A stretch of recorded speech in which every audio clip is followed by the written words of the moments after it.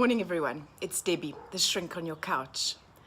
I am just sitting outside and waiting for my first patients of the day to arrive in my physical private practice. And I was thinking about relationships and conflict management, and there my dogs go crazy. I spoke to you recently about conflict management and a tip that I'd read in a magazine about how often it's really useful to just stop mid-argument and ask your partner what you can do to help, what you need to make the situation better for them. If you're just getting nowhere and they're stuck, to just say, how can I help you with this? How can I help you deal with this? I apologize for these revolting dogs.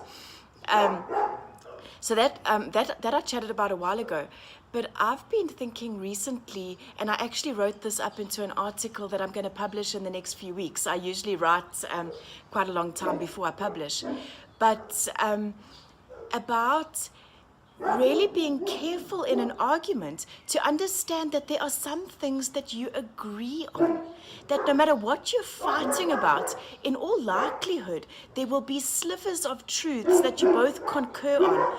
And those are really fabulous starting points.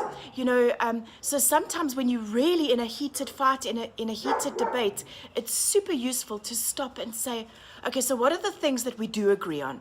Where are the points of consensus and commonality? That's a really good starting point.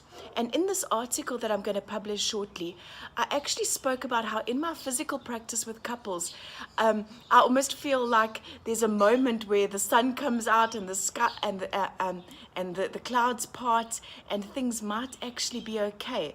And it's the point where one or both partners say, I do have a point, or you have a point, or I really think you might be right on that thing, or on that point I see where you're coming from, because it's such a step from your own islands forward onto each other's island, and suddenly you can start to communicate and you can start to talk.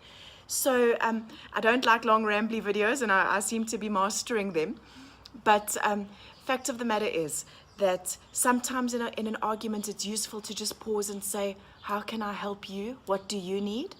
Sometimes it's useful to say, hold on a second, what do we agree on? We both agree X, Y, Z. We're both clear on ABC.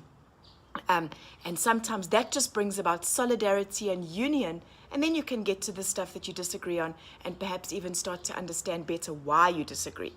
So that's my tip for the day. If you're in the southern hemisphere, I believe it's going to be very hot. If you're in the northern hemisphere, you're on the way to winter. But either way, I wish you a connected, insightful, and authentic day. Cheers.